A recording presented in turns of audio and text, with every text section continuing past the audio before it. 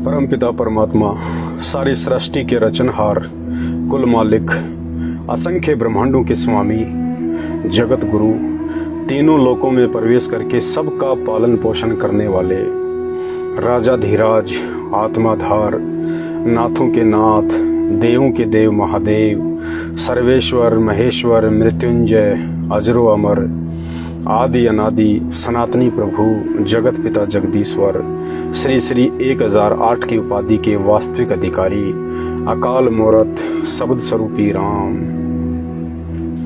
वासुदेव, सर्वगतम ब्रह्म, परम पूज्य, परम दयालु, परम धनी, परम संत, परम पुरुष, परम हंस, राजेश्वर, संत शिरोमणि सतगुरु रामपाल जी भगवान के चरण कमल में देश विदेश से हम सभी सत्सेवक भाई बहनों का अनंत कोटि दंडवत प्रणाम।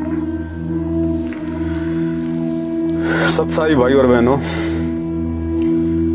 आप जितने भी मेरे जगत वाले भाई बहन हैं जो अभी संत रामपाल जी भगवान का सत्संग सुन रहे हैं, आप में से बहुत सारे भाई बहन ऐसे भी हैं जो संत रामपाल जी भगवान से यानी अपने ही पिता से, जिन्होंने सारी सृष्टि की उत्पत्ति की है, आज जितने भी जीव जंतु 84 लाख योनियों में इस पृथ्वी पे, इस ब्रह्मांड में आप देखते हैं, सुनते हैं, उन सभी प्राणियों की उत्पत्ति पूर्ण परमेश्वर कबीर देव सतगुरु रामपाल जी भगवान ने ही की है। थोड़ी सी अज्ञानता में, लोगों के बहकावे में आके, कुछ अपनी मंद बुद्धिता के चलते, क्योंकि हम हिंदुओं की सबसे बड़ी कमजोरी है, हम लोग देखा देखी में बहुत चलते हैं, आंखों पे काली पट्टी बांध के बहुत चलते हैं, भेड़ चाल में बहुत चलते हैं। इतने सारे ग्रंथ, 4 वेद, 6 शास्त्र, 18 पुराण, मनु स्मृति और दुनिया भर के ग्रंथ साहित्य ऋषि मुनि लिख कर चले गए हैं, लेकिन हम में से कोई भी व्यक्ति उनको नहीं पढ़ता है। 2-4%, वो भी एक जाति विशेष के लोग जिनको ब्राह्मण कहते हैं, जिनको पंडित कहते हैं, उन्होंने अपने घर पे लाके रखे हुए हैं, लेकिन पढ़ते वो भी नहीं है, धूल जमी हुई है। और अगर उनको पढ़ा भी होगा तो कहते हैं गुरु बिन वेद पढ़े जो प्राणी, समझे न सार रहे अज्ञानी। बिना तत्वदर्शी संत की शरण के, बिना पूर्ण संत की शरण के यदि आप उन शास्त्रों को पढ़ना भी चाहोगे, आपने चाहे MBBS कर रखी है, आपने PhD कर रखी है साहित्य में, आप धर्म के ऊपर रिसर्च कर रहे हैं, फिर भी आप अध्यात्म के विषय में ABCD भी नहीं जान सकते जब तक आपका गुरु पूर्ण ज्ञानी ना हो। और वर्तमान में पूर्ण ज्ञानी गुरु, पूर्ण संत जो इन सदग्रंथों का सार निकाल के समझा सकता है, वो केवल संत रामपाल जी भगवान हैं। खैर छोड़िए, हम सीधे अपने पॉइंट पे आते हैं। जब हमारी वीडियो सोशल मीडिया पे डलते हैं और लोग संत रामपाल जी का सत्संग सुनना शुरू करते हैं, क्योंकि ये सत्य ज्ञान है। आज से पहले ये ज्ञान धरती पे नहीं था, कोई बताने वाला नहीं था। ज्ञान तो शास्त्रों में था, लेकिन शास्त्रों से निकाल के कोई यथार्थ रूप में बताने वाला नहीं था। तो जैसे ही लोग सत्संग सुनते हैं संत रामपाल जी के, तो ज्ञान में तो कोई कमी निकाल ही नहीं सकते, क्योंकि ज्ञान तो शास्त्र प्रमाणित है। फिर उनके मन में एक शंका आ जाती है छोटी सी, कि संत रामपाल जी भगवान कैसे हो सकते हैं, संत रामपाल जी स्वयं कबीर परमात्मा कैसे हो सकते हैं, वे परमेश्वर कैसे होते हैं, सृष्टि के उत्पत्तिकर्ता कैसे हो सकते हैं। क्योंकि लोकवेद के आधार से हमने सृष्टि का उत्पत्तिकर्ता ब्रह्मा जी को मान रखा है, जबकि आने वाली वीडियो में आपको बताएंगे गुरुदेव के ज्ञान आधार से कि ब्रह्मा जी ने सृष्टि की उत्पत्ति नहीं करी है। ब्रह्मा जी को खुद को अपनी उत्पत्ति का नहीं पता कि मैं कहां से पैदा हो गया, मेरे माँ बाप कौन हैं। आपके ब्रह्म पुराण से, श्रीमद् देवी भागवत से।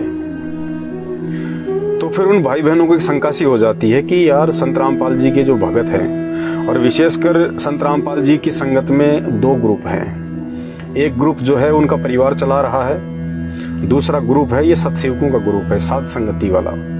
और ये साध संगत से जुड़े हुए जितने भी व्यक्ति हैं, ये कहते हैं कि हमारे गुरु जी खुद ही कबीर परमात्मा हैं, उन्होंने खुद ही सारी सृष्टि की उत्पत्ति की है। 6 दिन में सृष्टि रच के 7वें दिन जो तख्त पे जा विराजा, वो अल्लाहु अकबर संत रामपाल जी भगवान है। वो बाखबर, वो पैगंबर संत रामपाल जी हैं। फिर उनके कमेंट्स आते हैं और ऐसे ही बहुत सारे भाई बहनों के दास के पास में कमेंट्स आए। उन्होंने अपनी शंका जाहिर की और उनकी शंका है कि संत रामपाल जी तो 60-70 साल पहले आए हैं। संत रामपाल जी तो 8 सितंबर 1951 को आए हैं। वे सृष्टि के उत्पत्तिकर्ता कैसे हो सकते हैं? आज से पहले तो 3 युग बीत चुके हैं और जो चौथा युग ये कलयुग चल रहा है, ये भी लगभग 5,500 वर्ष बीत चुका है। तो संत रामपाल जी तो अभी 50-60 साल पहले आए हैं। वो सृष्टि के उत्पत्तिकर्ता कैसे हो सकते हैं? बहुत ही कॉमन सा क्वेश्चन है, लेकिन उन लोगों के लिए तो पहाड़ समान है जो अभी संत रामपाल जी के द्वारा दिए गए सत्य ज्ञान से अपरिचित हैं। दास आपकी शंका का समाधान गुरुदेव के ज्ञान आधार से और जिन महापुरुषों को आप भगवान मान के पूजते हैं, उन्हीं का उदाहरण देके आपको समझाएंगे।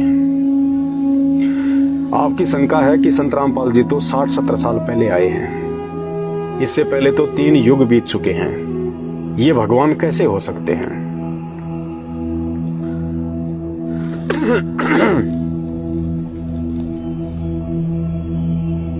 विशेषकर हिंदू समाज में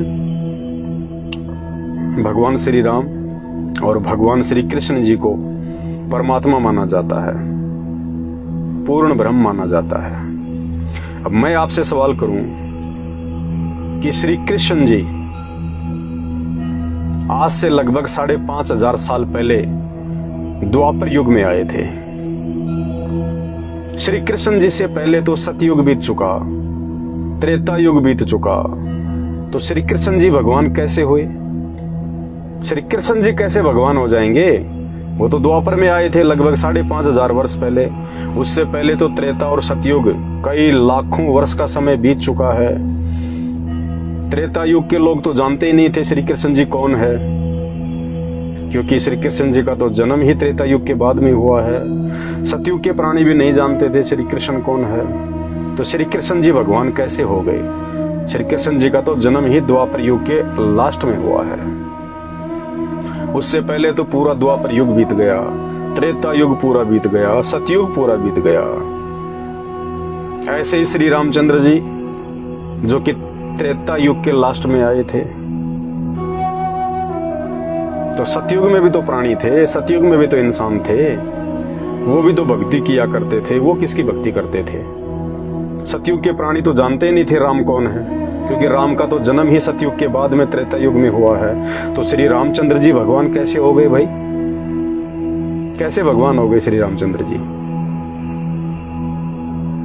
देखो, हर चीज का समाधान हमारे शास्त्रों में मिलेगा, लेकिन वो समाधान केवल तत्वदर्शी संत ही निकाल के दे सकता है, वरना हमारी बुद्धि वहां तक नहीं जा सकती।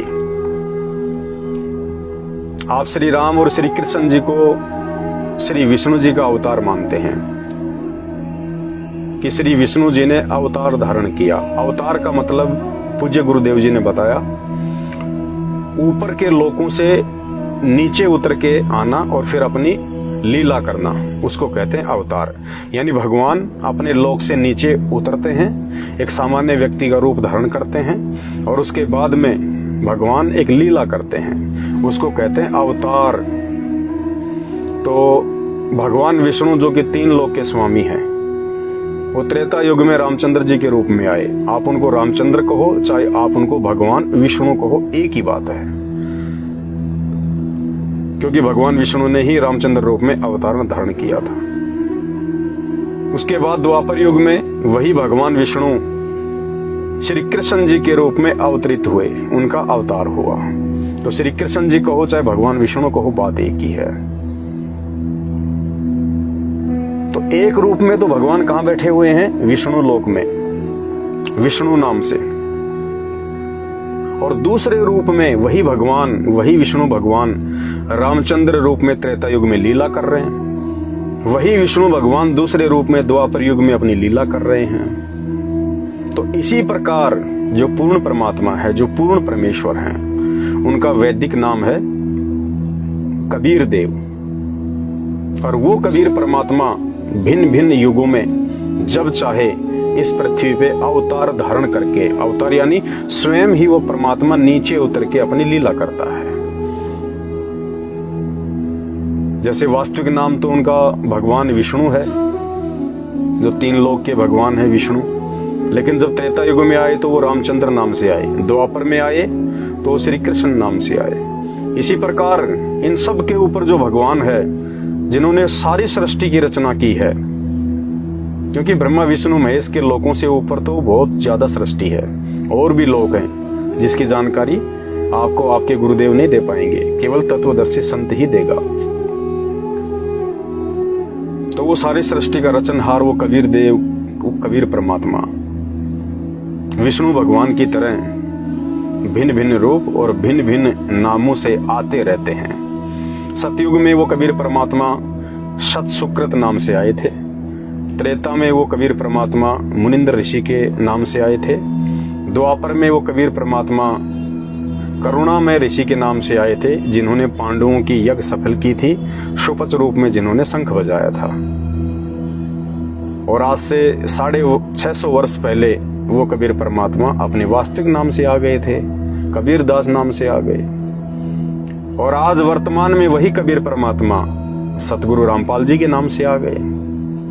तो आइए आपकी बात समझ में। जिस प्रकार विष्णु भगवान, उनका वास्तविक नाम है विष्णु, और त्रेता में आए तो रामचंद्र नाम से आ गए, द्वापर में आए तो श्री कृष्ण जी नाम से आ गए।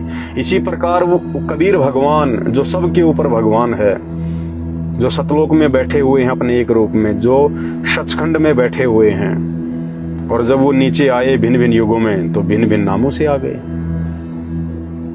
तो इस प्रकार से हमने अध्यात्म को समझना है, और अधिक गहराई से इस अध्यात्म को समझने के लिए इस वीडियो के ऊपर जो लिंक दिया हुआ है वो सृष्टि रचना का लिंक है। जब तक आप भाई बहन निष्पक्ष होकर धैर्य पूर्वक इस शास्त्र प्रमाणित संत रामपाल जी भगवान के मुख कमल से बोली गई सृष्टि रचना को नहीं सुनेंगे, ध्यान से नहीं देखेंगे, तब तक आप किसी भी धर्म ग्रंथ को नहीं समझ सकते, किसी भी धर्म के महापुरुष को नहीं समझ सकते। और इसी प्रकार से आप वाद विवाद करके अपना मानव जीवन बर्बाद कर जाओगे। तो सबसे पहले अगर आपने भगवानों को समझना है, सृष्टि की रचना को समझना है, तो आपने संत रामपाल जी के द्वारा दी गई सृष्टि रचना को समझना पड़ेगा। तो उम्मीद करता हूं आपको बात समझ में आई होगी।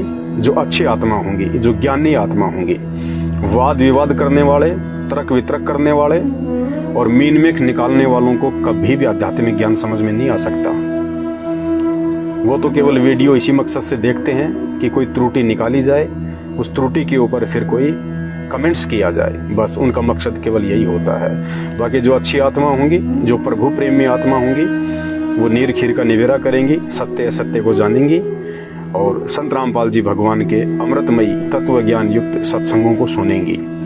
और सत्संग सुनेंगी तो बहुत कुछ मिल जाएगा, सब कुछ मिल जाएगा। परमात्मा धरती पे आए हुए हैं, सब कुछ मिल जाएगा। तो वीडियो को ज्यादा से ज्यादा शेयर करें, दास को अनुमति दें। अगली वीडियो में फिर मिलेंगे। बंदी छोड़ सतगुरु रामपाल जी भगवान की जय हो।